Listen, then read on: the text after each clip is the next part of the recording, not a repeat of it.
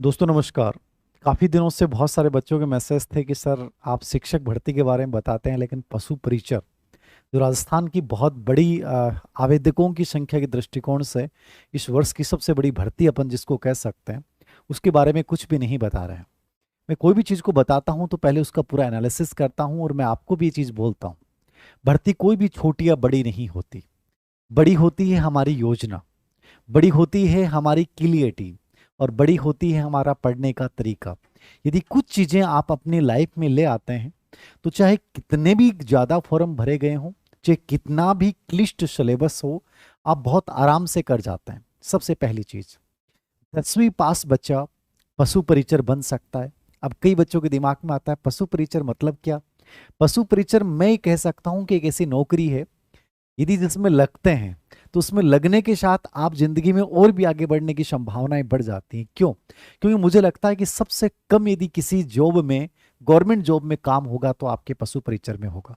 आप जिस पशु चिकित्सालय में आप लगेंगे, बहुत ज्यादा आजकल आप देखते हैं कि कोई वर्कलोड नहीं है पशुओं को लेकर, विशेष रूप से आज कुछ सालों पहले बहुत ज्यादा होता था। तो बड़ी आरामदायक नौकरी के रूप में मैं इसको परिभाषित कर सकता हूं। और जो अपने आप को रियल में देखता है कि मुझे गवर्नमेंट जॉब लगना है सर एक बार, तो छोटी या बड़ी कुछ नहीं होती, क्योंकि वैसे देखो तो ये फोर्थ श्रेणी की नौकरी है। लेकिन काम के दृष्टिकोण से देखो तो कोई विशेष रूप से फोर्थ श्रेणी का नहीं है। ठीक है, काम कोई छोटे मोटे हैं, आपको पशु को पकड़ना, हेल्प करना डॉक्टर साहब के रूप में, तो ऐसा कुछ नहीं है। यदि आपको एक अच्छी तनख्वाह के साथ किसी भैंस पार्टी की पूंछ पकड़नी भी पड़े तो क्या फर्क पड़ता है सर। और ऐसा काम है भी नहीं कि आपको कोई काम में कोई शर्मिंदगी हो। बाकी बहुत अच्छी जॉब है, कोई प्रॉब्लम्स नहीं है। आप नगर पालिका में एक सफाई कर्मचारी देखोगे तो उनसे तो बहुत बेटर जॉब आप देखेंगे इसको।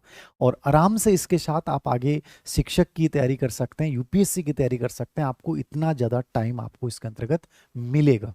तो मैं ये कह सकता हूँ कि एक बेहतर ऑप्शन है। जो बच्चे फिलहाल बेरोजगार हैं तो उनको इसको सीरियसली लेना चाहिए कि सर 17 लाख फॉर्म भरे गए हैं तो क्या पॉसिबल है कि 250 से 300 बच्चों पे एक बच्चे का सिलेक्शन होगा, तो क्या हम ले पाएंगे क्या। देखिए ये चीज, ये सवाल किसी और से मत पूछिएगा, अपने आप से पूछिएगा।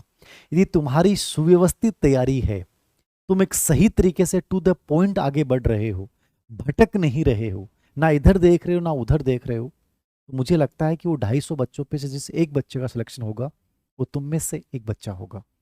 बस जरूरी ये है अपने आप को आत्म अनुशासित बनाकर और बहुत वांछित सामग्री के साथ आगे बढ़ने का। क्योंकि ये जो भर्ती है इसमें हर कोई बच्चा बहुत बेटर नहीं कर पाएगा। आप सोचें कि सर लोग इतने समय से तैयारी कर रहे हैं, इसमें बहुत सिस्टम से इन्होंने बनाया है। इसके सिलेबस को थोड़ा सा आप देखिए, आराम से समझिए आप भी। मैं तो बता रहा हूं, बाकी आप खुद भी अपने लेवल पे कर सकते थे। दो भाग हैं, भाग फर्स्ट ए जिसमें 105 प्रश्न आएंगे और 105 अंक का मतलब एक नंबर का एक प्रश्न है। यानी एक जो आपका पार्ट है उसका एक बड़ा रोल हो गया इसमें। क्या हो गया? बड़ा रोल हो गया। क्या बड़ा रोल हो गया? क्योंकि इसमें 105 जो आपके प्रश्न आ रहे हैं वो आपके पहले वाले पार्ट से आ रहे हैं साहब। किससे आ रहे हैं? पहले वाले पार्ट से आ रहे हैं। एक सेकंड। 105। ठीक है, नंबर भी 105, समय 3 घंटे दोनों का। दूसरे में 45 प्रश्न है और 45 नंबर के हैं। टोटल 150 क्वेश्चन, 150 ही प्रश्न है, एक नंबर का एक प्रश्न है। विशेष बात है कि नेगेटिव मार्किंग होगी, लेकिन 1/4 होगी। क्या होगी? 1/4 नेगेटिव मार्किंग होगी। तो इस बात के लिए जो बच्चा पहली बार कंपटीशन दे रहा है उसको इस बात का अभ्यास करना है कि ऐसे जब पेपर होते हैं ना, उसमें ये नेगेटिव मार्किंग बड़ा रोल निभाती है।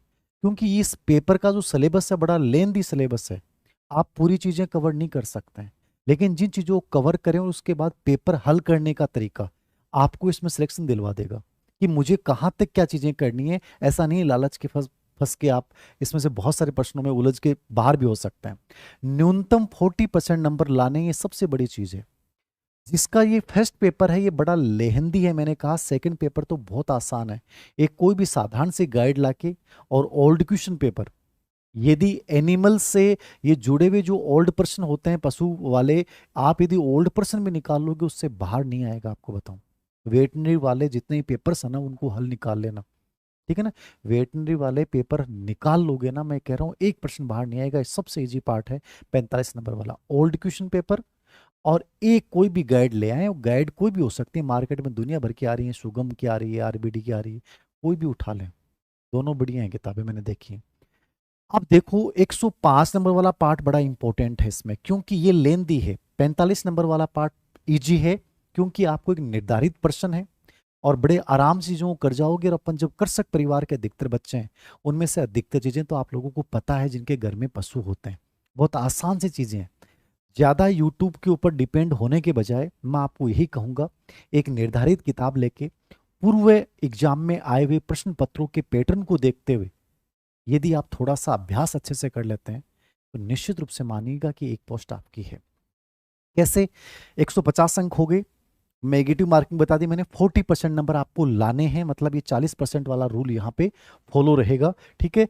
अब जो इसका फर्स्ट पेपर का सिलेबस है वो आपने देखा होगा, डिटेल्ड में तो नहीं है, लेकिन फिर भी आप इसको थोड़ा सा समझने की कोशिश कीजिएगा कि जो फर्स्ट पेपर है जिसमें 105 प्रश्न आएंगे, उसमें क्या चीजें हैं। राजस्थान राज्य के विशिष्ट संदर्भ में, यानी यहाँ जो पेपर का बेस रहेगा वो राजस्थान राज्य रहेगा, यानी राजस्थान जीके को ध्यान में रखते हुए आपको पढ़ना है।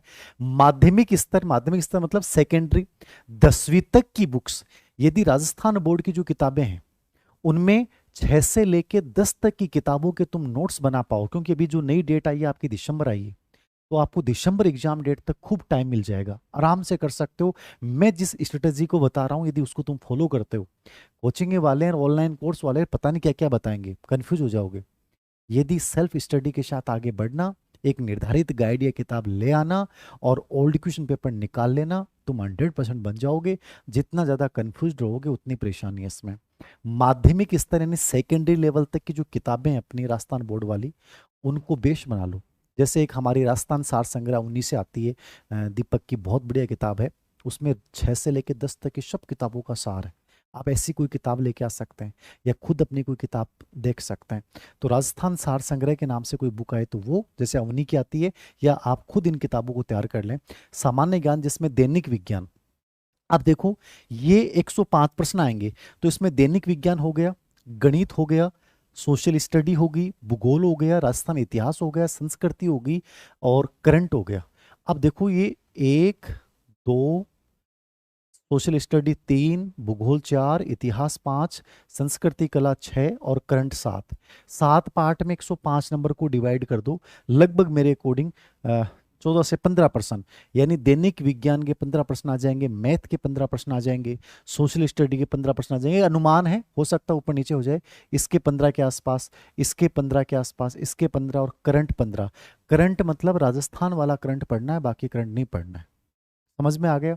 अब जनरल दैनिक विज्ञान के लिए आपको ये करना है 6 से 10 तक की किताबें, या जैसे हमारे अवनी की एक old science booklet, question paper की बुकलेट आ रही है, जिसमें साइंस के जितने भी ओल्ड प्रश्न आए हुए हैं वो सब आ जाएंगे दैनिक, तो वो आप ले सकते हैं। या आपके पास ऐसी कोई बुकलेट हो तो ओल्ड क्वेश्चन भी निकाल लोगे तो बहुत है। राजस्थान के संदर्भ में देखना है, लेकिन मैथ्स जो भी 6 से लेकर 10 तक की किताबों का मैथ है वो देखना है। अब मैथ यदि नहीं आती है तो और चीज़ों पे फोकस कर लो, वरना जो मेन जो गणित की चीज़ें होती हैं, प्रतिशत वगैरह, ये आपके जो नॉर्मली निकाल लो, ब्याज ये सब, ये तो सब में आते ही हैं। सोशल स्टडी सामाजिक अध्ययन में, सामाजिक अध्ययन में 6 से 8वीं और 9वीं 10वीं किताबें, उनमें जो टॉपिक हैं, और उन टॉपिक में भी ये देखो कि पूरे टॉपिक याद नहीं होंगे आपके, तो राजस्थान से जुड़े हुए पर्सन, जैसे राजस्थान की इकोनॉमी से रिलेवेंट कोई टॉपिक है, राजस्थान के इतिहास राजव्यवस्था जुड़ा हुआ टॉपिक है, तो राजस्थान से जुड़े हुए टॉपिक जो सोशल साइंस के हैं उनको तैयार कर लो और उनके नोट्स बना लो। ज्योग्राफी में भी यही करना है, राजस्थान के संदर्भ में जो ज्योग्राफी है वही तैयार करनी है, राजस्थान का इतिहास, राजस्थान की संस्कृति कला और राजस्थान का करंट, इनके संदर्भ में आपको 105 प्रश्न पूछे जाएंगे। तो डिफरेंट चीज क्या है, राजस्थान इतिहास कला संस्कृति, राजस्थान का ज्योग्राफी, राजस्थान का करंट। बस दैनिक जनरल साइंस के ओल्ड क्वेश्चन पेपर, जैसे अवनी की बुकलेट आएगी अभी 5-7 दिन में आ जाएगी, गजब की किताब आएगी वो आप हमेशा जिंदगी भर काम आएगी। एक मैथ को आपको निकालना है और एक सामाजिक अध्ययन के आपको नोट्स तैयार करने हैं, ये तरीका अपना लो। और इनके ओल्ड क्वेश्चन पेपर, जैसे ग्रेड थर्ड में जैसे प्रश्न आए हुए हैं, अधीनस्थ सेवा चयन बोर्ड ने पूछे हैं, तो अधीनस्थ सेवा चयन बोर्ड का पैटर्न अपने को ग्रेड थर्ड के पेपर से पता चल जाएगा कि वहाँ सब्जेक्ट में सोशल स्टडीज से कैसे प्रश्न पूछे, राजस्थान इतिहास का संस्कृति से कैसे प्रश्न पूछे। अब ये एक प्रश्न आप लोगों के दिमाग में, सर नए जिलों के अनुसार प्रश्न आएंगे क्या? तो अधीनस्थ सेवा चयन बोर्ड के जो अध्यक्ष हैं आलोक जी, वो बार बार ये कह रहे हैं कि हम नए जिलों के अनुसार पूछ सकते हैं। यद्यपि आरपीएससी में कोई प्रश्न नए जिलों के अकॉर्डिंग नहीं पूछा गया, और पूछा जाएगा तो 2-3 प्रश्न बन जाएंगे, तो इसको लेकर कंफ्यूजन मत पालना। बाकी यदि आप नए जिलों के अपडेट के अकॉर्डिंग पढ़ लेते हैं तो भी कोई बहुत बड़ा सिलेबस बढ़ नहीं जाएगा, तो उसके अकॉर्डिंग प्रिपरेशन कर लें। मेन चीज़ है इन सातों विषयों को अच्छे से तैयार करें, सेल्फ स्टडी के द्वारा करें, ओल्ड क्वेश्चन पेपर निकालें, आपको एक एक चीज़ समझ में आ जाएगी। सेकेंड पेपर जो है उसमें 45 प्रश्न है, इसका सिलेबस इन्होंने डाल रखा है कि भाई पशुओं की जो नस्लें हैं, प्रबंधन कैसा होता है, ऊन मांस दूध अंडों का, वर्मी कंपोस्ट पशु आनी, मतलब एकदम नॉर्मल से टॉपिक है। मैं तो ये मानता हूँ ईमानदारी से तुम इसको 1 या 2 बार कोई भी गाइड लेके पढ़ लोगे ना, गाइड कोई भी हो सकते हैं, मैंने कहा जैसे सुगम पब्लिकेशन की गाइड मैंने देखी थी इसकी, तो बच्चों ने बताया कि ठीक आ रही है सर, ठीक है, गौरव सिंह घाणेराव वाली ठीक अच्छी किताब है, तो वो देख सकते हैं, आरबीडी की देख सकते हैं आप।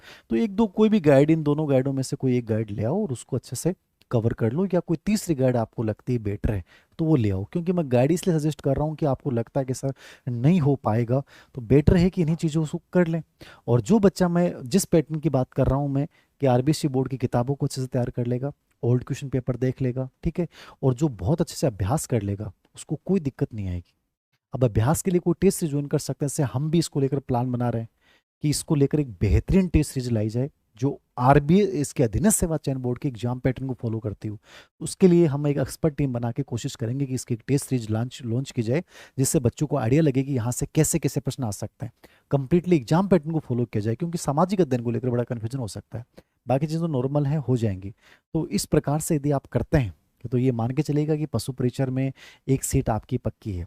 और दूसरी, कभी भी हीनता की भावना नहीं लानी, जब किसी एग्जाम का फॉर्म भर दिया तो देने में कोई शर्मिंदगी नहीं है और लगने में कोई नहीं है। मैंने कहा कि लग जाओगे तो आपको फील होगा कि पशु परिचर इतनी कमजोर पोस्ट नहीं है, बहुत बढ़िया पोस्ट है, और उसके बाद जिंदगी में आगे बढ़िए ना, आपको खूब टाइम मिलेगा, टाइम मिलेगा तो और प्रिपरेशन कीजिए। तो सीरियसली इसको लें, दिसंबर में इसका एग्जाम है, और मुझे लगता है यदि सीरियसली आप करते हैं, इन चीज़ों को फॉलो करते हैं, तो 100% बहुत बेटर कर पाएंगे। ठीक है, तो ये मेरे अकॉर्डिंग इस रणनीति को आप फॉलो कीजिए। और फिर भी कोई प्रश्न होंगे आप तो मैं कमेंट बॉक्स में देख के उसके जवाब दे दूंगा, और इस पे कोई वीडियो बनेगा, मुझे लगेगा ज़रूरत है तो कोशिश करेंगे हम डालेंगे। और second paper plus first paper में जो चीज़ें हैं, कोशिश करेंगे अवनी एजुकेशन का जो यूट्यूब चैनल है उस पर कुछ क्लासेज आप लोगों को इनके पैटर्न से जुड़ी हुई, इनके सिलेबस से जुड़ी हुई आपको फ्री में उपलब्ध करवाई जाए, ये प्रयास रहेगा, और टेस्ट सीरीज का भी प्रयास रहेगा। Thank you very much.